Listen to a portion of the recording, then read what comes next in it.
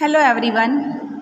In the second part of chapter number 7, we are going to start the next topic, that is share certificate. Now, what is the meaning of share certificate? See, students, अगर हम general meaning से बात करें तो share certificate एक document है जिसमें हर एक चीज़ शेयर की डिटेल्स लिखी होती है. Who is the holder of the share, what is the actual value of the share, market value, when it is to be redeemed, the serial number of the shares, कौन से company के shares है, shareholder का name, address, all the details of the shares and the share holders will be there in the share certificate. That particular document is very important for a company and for a shareholder also. We will see here that which details are included here. According to form number SH1, the name of the company and its authorized share capital, serial number of the shares, share certificates, names and address of the shareholder, types of shares held and it's number.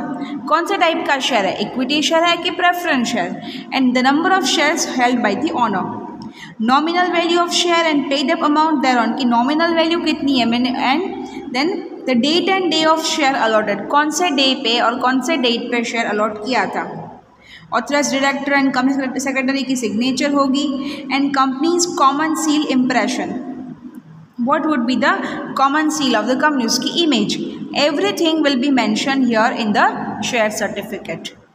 So all these details are very much necessary in a share certificate, and that share certificate has to be taken care by the shareholder. It should not be lost or it should not be destroyed anywhere. The next topic we are going to learn today is dematerialization of shares. Now, how the shares are dematerialized? Dematerialized means to convert material form of shares into dematerialized form. Now, why it is done?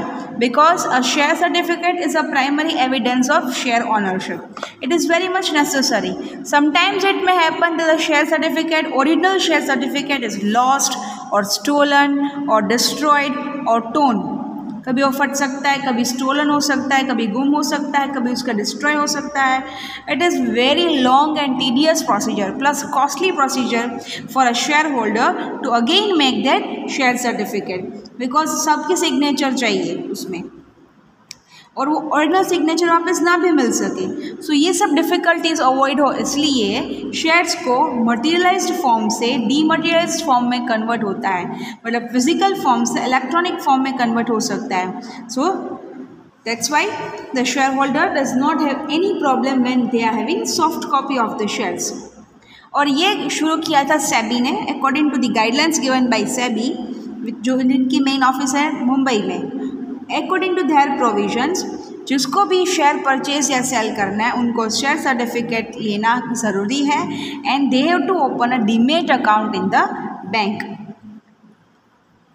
Now how to open that account, उसकी procedure लिखी है यहाँ पे, हम कैसे open कर सकते हैं. Now first of all the physical form of the shares are converted into electronic form, और उसमें दो टाइप्स ऑफ इंस्टीट्यूशंस है डीमेट में, एक है NSDL और एक है CDSL.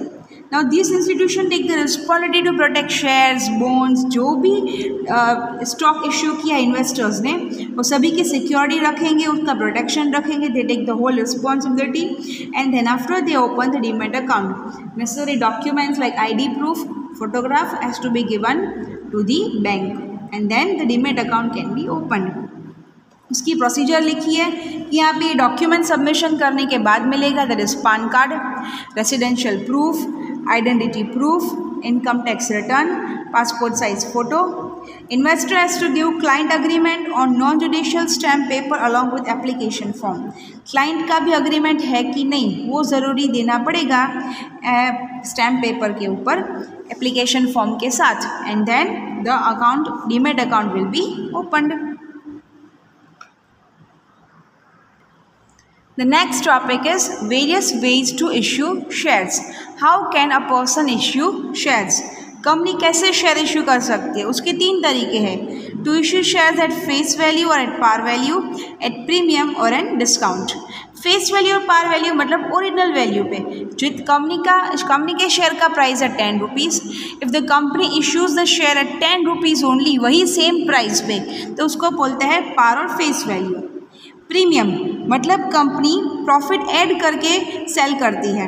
For example the original price of the share is 10 rupees but when the company is issuing at 15 rupees, मतलब कि जो 5 रुपीज़ है उसको प्रीमियम बोलते हैं। और ये कौन कर सकता है? जो कंपनी की गुड प्रेस्टीज है, डेवलप कंपनीज़ है, जिसकी प्रेस्टीज मार्केट में बहुत अच्छी है, लाइक रिलायंस, टाटा कंपनीज, तो वो मार्केट में प्रीमियम के साथ इश्यू कर सकते हैं।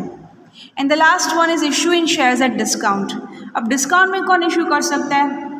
Generally none of the company issue shares at discount, और प्रोविजंस भी अब बन गया है कि कोई भी कंपनी अब डिस्काउंट में शेयर इशू नहीं कर सकती है। लाइक 10 रुपीज़ का शेयर 7 रुपीज़ है 8 रुपीज़ में सेल करेंगे, it's quite loss for the company, but overall company को ज़्यादा प्रॉफिट नहीं मिलेगा। बट नाउ सेबी ने मना कर दिया है कि no company can issue share at discount. Now comes the last two topics of this chapter, that is bonus shares and right shares. Now bonus shares वो क्या है? बोनस, कभी भी बोनस मतलब क्या था? कुछ भी एक्स्ट्रा मिलना। Sometimes employee gets the bonus at the time of Diwali, the time of Janmashtami, कभी भी बोनस मिलता है, मतलब एक्स्ट्रा कुछ पैसा मिलता है सैलरी के साथ, उसको बोलते हैं बोनस। अब यहाँ पे बोनस द सेम थिंग, उसका मीनिंग है when existing share holder gets some additional amount of shares along with the main amount. कोई भी जो कि शेयर होल्डर्स को कुछ एक्स्ट्रा शेयर्स मिलते हैं without any monetary consideration, free में शेयर्स मिलते हैं। लाइक 10 लाख रुपीज़ के शेयर दिए है, उस कम शेयर होल्डर ने लिए, उसके साथ 2 लाख रुपीज़ के शेयर्स फ्री मिलते हैं, तो that is that 2 lakh rupees is called the bonus shares. And without any monetary consideration the मतलब मनी लिए बिना कंपनी है वो शेयर होल्डर को ये बोनस शेयर्स देंगे, that is called bonus shares. Now right shares, that is when new equity shares are issued by the company, it has to be first offered to equity shareholders.